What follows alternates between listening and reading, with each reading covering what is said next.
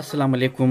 زه محمد زبیر یو ځل بیا خپل اواز د زمزمې په شکل کې ستاسو سره د استرالیا نه په پسون ټي وي باندې ملګری کوم. هیله لرم چې تاسو به زما دا غزل خوښ شي.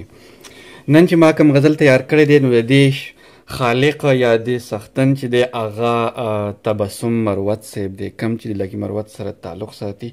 ډېر ښه شاعر دی او ډېر سینیر شاعر دی. دا زمزمه چې زه کومه نو دا ما د غزل په خپله باندې یو طرز ورکړی دی او دا طرز چې کوم دی تاسو هم ورکولی شئ او د دې نه مخکې به هم کیدی شي چا ورکړی 20 کاله بعد هم دی له بل یو طرز خلک ورکولی شي. میوزیک هم دې سره چې کوم دی میلاویدی شي او مختلفو دورونو کې یا مختلف ادوار کې دې له مختلف قسم ښکلا ورکولی کېږي هر غزل له او دې سره میوزیک میلاویږي، د زمزمې مختلف شکل دې له ورکړی کېږي. نو په دې وجه باندې چې کوم دی حمزه بابا وی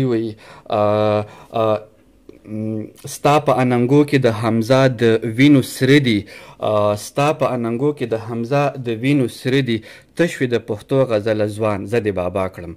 نو هغه که دا شعر ویلی نو هغه په دې حواله باندې ویلی دی چې یو غزل چې کومي هغه له مختلفو طریقو سره ښکلا مختلف کسان ورکوي، مختلف اوازونو سره او مختلفو آلاتو سره انسټرومنټ سره. نو زما د ننني غزل ته تاسو خوښ شي. تبسم مروت صاحب غزل دی. د رقیب لستر گزار شم چې غوسه کې ماته ګوري، د رقیب لستر گزار شم چې غوسه کې ماته ګوري. دا خو هم هغه سړی دی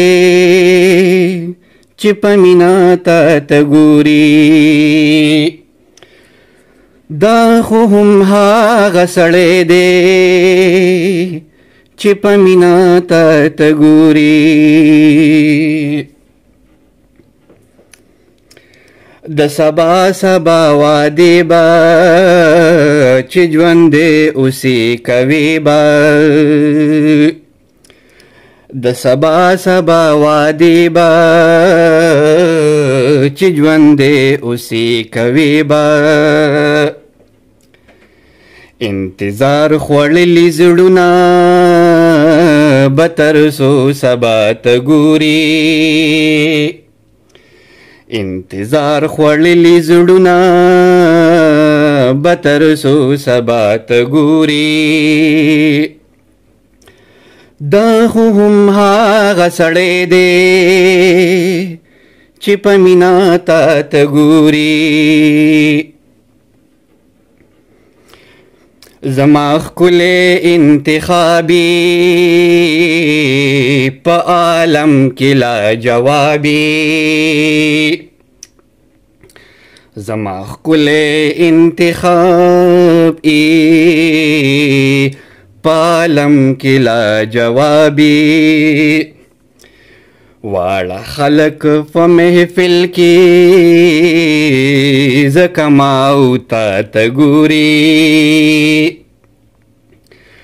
واړه خلک په محفل کې ځکه ما او ته ګوري. دا خو هم هغه سړی دی چې په مینا ته ګوري.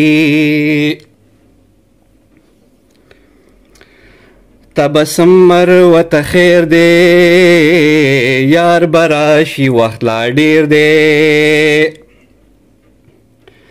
تبسم مروت خیر دی یار براشي وخت لا زیر دی. څه د عمر تقاضا ده څه پښتو حیات ګوري، څه د عمر تقاضا ده څه پښتو حیات ګوري. دا خو هم هغه سړی دی چې په مینا ته ګوري، دا خو هم هغه سړی دی چې په مینه ته ګوري.